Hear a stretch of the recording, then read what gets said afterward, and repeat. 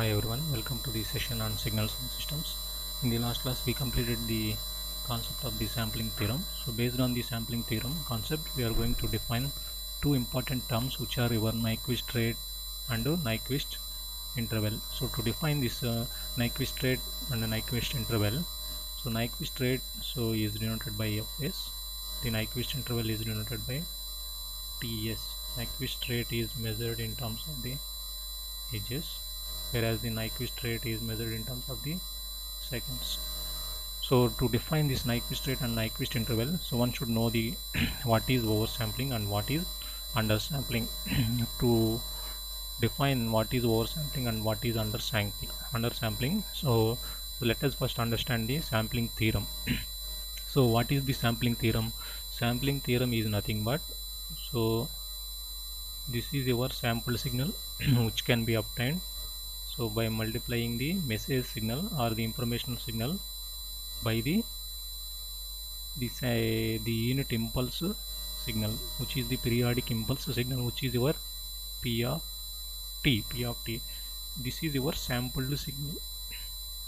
Now so if you apply the Fourier transform on this sampled signal, so one should get the spectrum of the sampled signal in terms of the frequency domain, so which is given by 1 by Ts sigma n equal to minus infinity to plus infinity. Here it is the I of omega minus n omega s. So here I of omega minus n omega s is nothing but the spectrum of the shifted versions of the your sampled signal. So this is your information signal I of t. So this is the spectrum of the sampled signal, so that this expression we are deriving in the last class. So based on this now we are going to define this oversampling and the undersampling concepts. Now using this expression, so we already draw the spectrum like this. So this is the spectrum of the sampled signal. So we already draw in the last class the spectrum of the sampled signal. So this is the spectrum of the sampled signal. Here it is minus omega m and it is plus omega m. So when n equal to 0, so this is the representation of the spectrum of the sampled signal. Now when n equal to 1, so when n equal to 1, the same spectrum is going to shift towards the right hand side by omega s units. So when n equal to 1, we will get what? So I of omega minus omega s. So this spectrum is corresponding to I of omega. So this is given for n equal to 0. So when you substitute n equal to 0 in this expression, so you will get this spectrum. So let us imagine the spectrum is like this. And it is defined between minus omega m to plus omega m. You already know what is omega m. This is the maximum frequency component of the informational signal I of t. So I of t consists of the multiple frequencies. So among the multiple frequencies, you must pick the maximum frequency component, that is your omega m, that is your omega m. Now how can we get I of omega minus omega s for n equal to 1? So the same spectrum we are going to shift towards the right hand side. So this is the spectrum we are going to get I of omega minus omega s. This is your I of omega minus omega s, and this is corresponding to n equal to 1. So when we are going to shift, so what are the intervals here? The intervals are you just add omega s to this spectrum, therefore we'll get here the interval is so omega s minus omega m. I just add omega s to these intervals. So when you add omega s to this instant, so we'll get omega s minus omega m. So if I add omega s to this instant, we'll get what? So omega s plus omega m. So like that the spectrum continues up to minus infinity. The same spectrum we are going to shift to the right hand side when n is positive. So when n is negative, the same spectrum is going to shift to left hand side. So left hand side. So and the spectrum is continuous up to minus infinity. This is the spectrum of the your sampled signal. Now if you observe the spectrum of the sampled signal, that is S of omega, here observe these spectrums here, the shifted versions of the spectrums here. Now if omega s minus omega m is greater than omega m, so let us clearly observe. So this frequency is greater than this frequency omega m, implies what? So omega s is greater than 2 times omega m. So in other words, omega s is what? 2 pi fs. So 2 pi fs is nothing but 2 pi fs is equal to 2 times 2 pi fm. So 2 pi gets cancelled both sides. So we will get fs is greater than 2 times fm. So when omega s is greater than 2 times omega m, so that means what? So the spectrums of the shifted versions of the your sampled signal does not overlap with each other, so in that case so we'll get back this sampled signal, we'll get back this original signal. So we'll get back this original signal, so which is your informational signal I of t. So from the sampled signal s of t,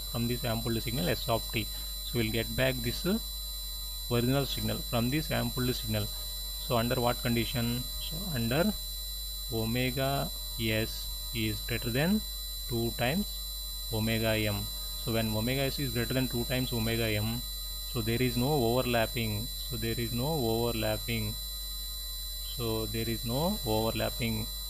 no overlapping of the spectrum, the shifted versions of the spectrum of the shifted spectrums of s of omega. So when omega s is greater than 2 times omega m, so you can easily get back, you can easily recover your informational signal from the sampled signal, So this is nothing but the oversampling. This is nothing but oversampling case. So there is no overlapping of the spectrums of your sampled signal. So in that case, we can easily get back the original signal, which is your I of t, from the sampled signal, which is your s of t. So that is the case of the oversampling. So oversampling is always allowable, always desirable. Oversampling is always desirable. So why? Because we will recover the information signal from the sampled signal, because there is no overlap of the shifted versions of the spectrums of your sampled signal. So that is nothing but the overlapping. So if you observe the undersampling case, so if omega s, so let us clearly observe, if omega s minus omega m, that means this point, so is less than omega m, that means this point is less than this point, meaning is what? So omega s is less than 2 times omega m, so implies our sampled frequency in terms of fs is less than 2 times fm. So under this condition, so what happens under this condition? The shifted versions of the spectrums of your sampled signal are going to overlap with each other. So this is happening for undersampling. Undersampling is not desirable. So this is your original. So that is your I of omega for n equal to 0 and this is your minus omega m, this is your plus omega m. Here omega s minus omega m is less than omega m, therefore these two spectrums are going to overlap with each other. So this point is coming just before the omega m. So like that on the negative side also, both the spectrums, shifted versions, are overlapping with each other. So overlapping is happening. So when your sampled frequency is less than the 2 times of the maximum frequency component of the informational signal. So when there is an overlapping happen, so that is the case of the undersampling. The undersampling is undesirable because we cannot get back the informational signal I of t. In this case we cannot recover this the original signal, which is the informational signal, in this undersampling case. Therefore undersampling case is undesirable. We cannot recover the information of signal which contains the informational from the sampled signal from the S of t. From S of t we cannot get back the information of signal, that is our original signal, because the spectrums are going to be overlapped. So when the spectrums are going to be overlapped, it is not possible to recover the information of signal. So that is the undersampling, and the undersampling is undesirable, whereas the oversampling is desirable, because here we will get back the I of t, original signal, from the sample signal. Now there is another case is also there. So what is that case? Here, if I have the signal, if I have the condition like this, so if I have the condition like this, so if omega s minus omega m is equal to omega m, so that means what? So this omega s is equal to 2 times omega m, implies your sampled frequency is equal to 2 times the maximum frequency component of the informational signal. So under this condition, so what happens? Can we get back the original signal here? So for this case, what happens?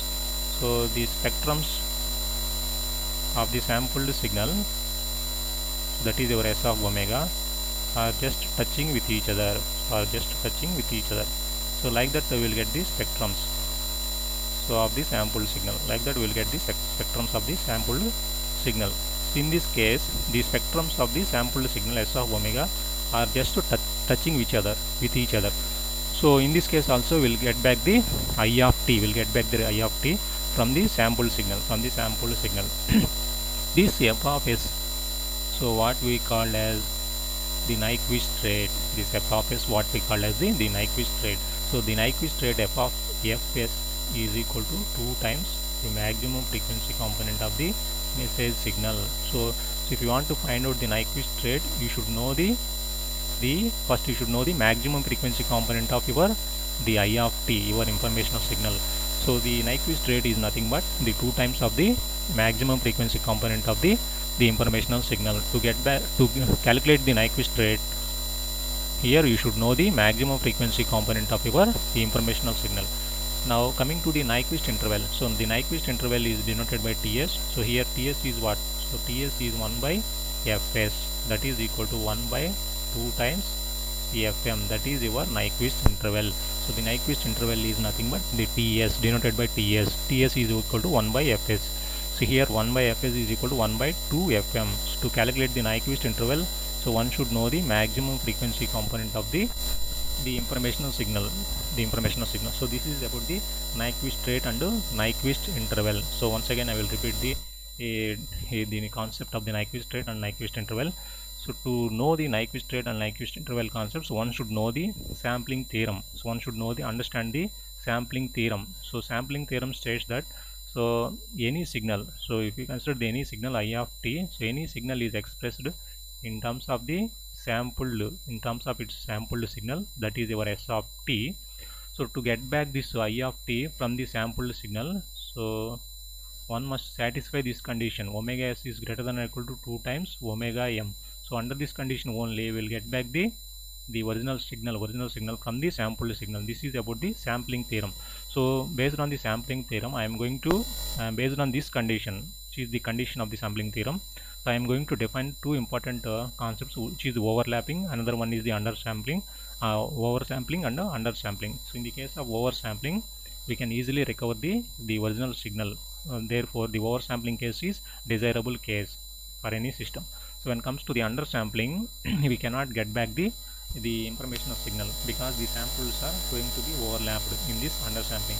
So this undersampling is undesirable for any type of the system,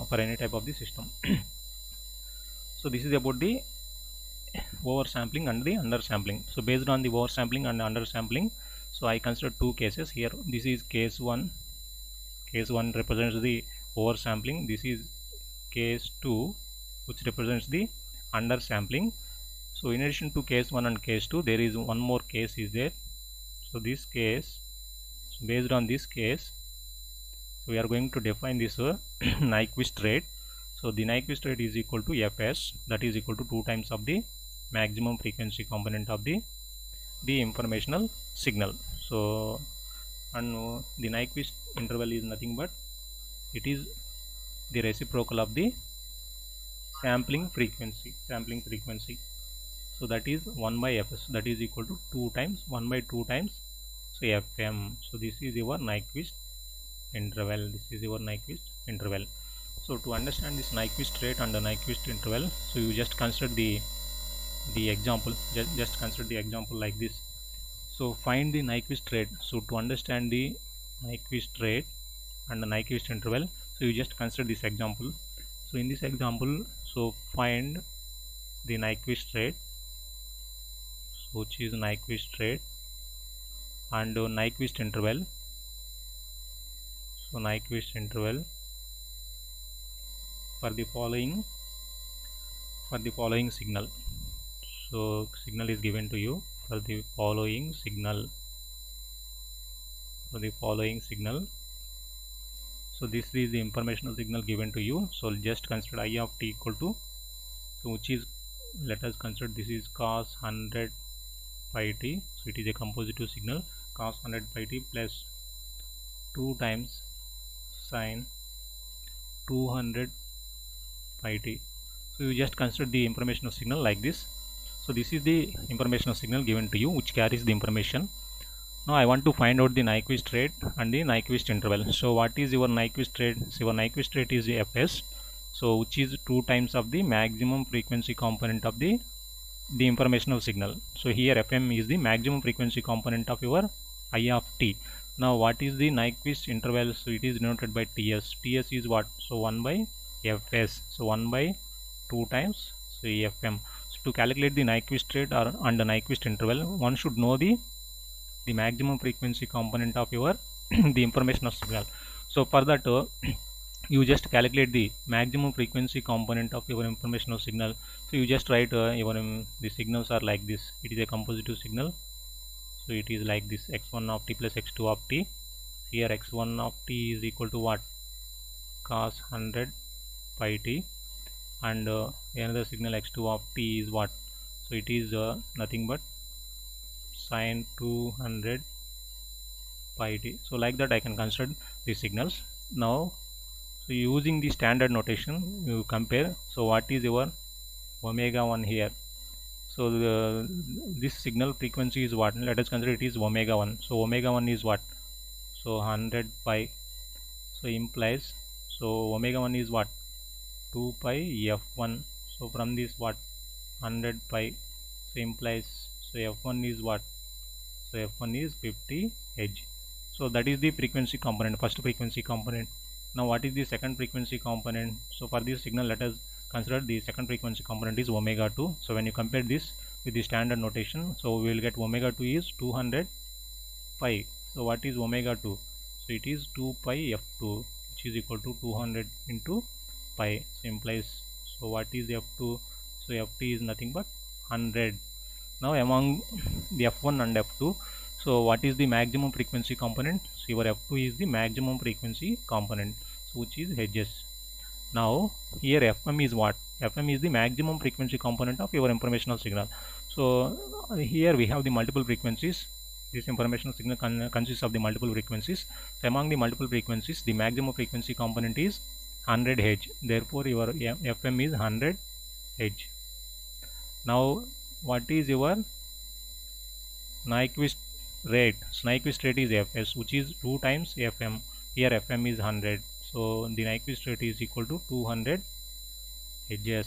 So this is your answer. Now what is the Nyquist interval? So it is denoted by ts.